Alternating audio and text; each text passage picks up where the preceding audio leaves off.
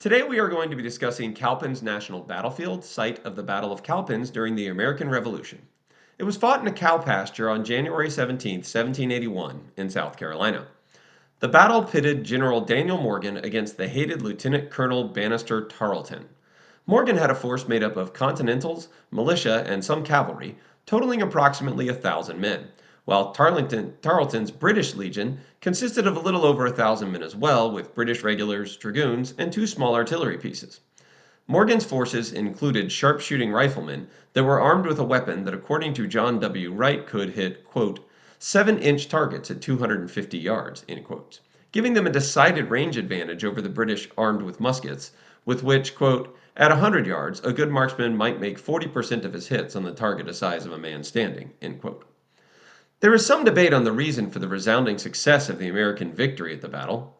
The most common narrative was that it was Morgan's strategic brilliance in placing his riflemen and militia in the front two lines and having them retreat, causing them to look like a breaking army that invited the British into the trap of Morgan's third line that had the Continentals.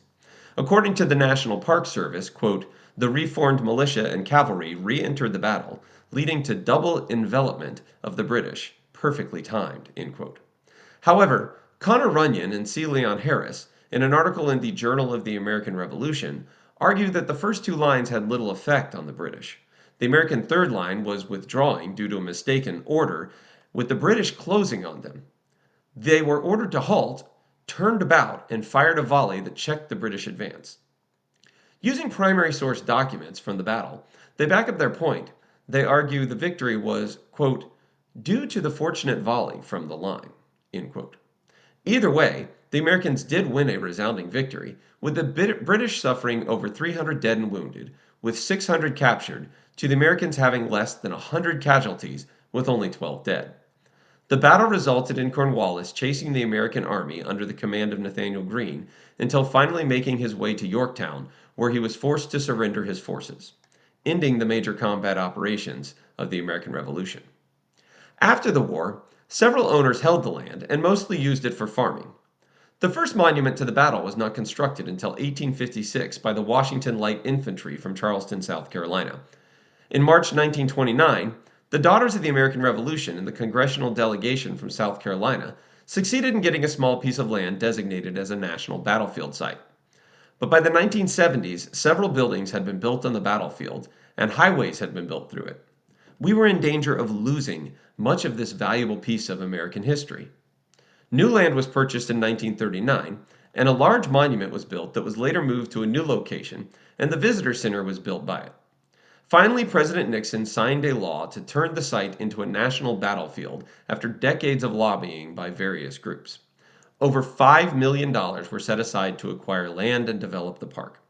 Highways were redirected, buildings that were not from the period were removed, and the land was restored to look like what it did on that fateful morning in the 18th century. Today, the park is 842 acres, with a visitor center with artifacts from the war, battlefield grounds, trails, and more. The battlefield would make an excellent field trip if it could be arranged. When I visited the battlefield, the first thing that struck me was how small it was. Having been to Chickamauga and Chattanooga National Military Park that you have to drive around to fully see, I was surprised that the battlefield at Cowpens was only about 500 square yards. That makes sense when you consider the relatively small number of combatants and limited artillery in the battle, but seeing it with your own eyes really helps to bring home how close the combat was in this engagement. Rangers, volunteers, and partners offer experiences and educational programs at the site.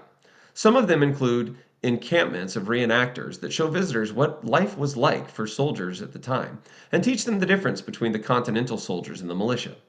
There is also a youth conservation corps that helps keep the battlefield in its 1781 appearance and prepares for special events that students might be interested in joining if they lived close enough. The park is located 3 miles east of Chesney, South Carolina, and 10 miles west of Gaffney, South Carolina, on South Carolina Highway 11. Visitor center hours are 9 a.m. to 5 p.m. daily, closed on Thanksgiving, Christmas, and New Year's Day.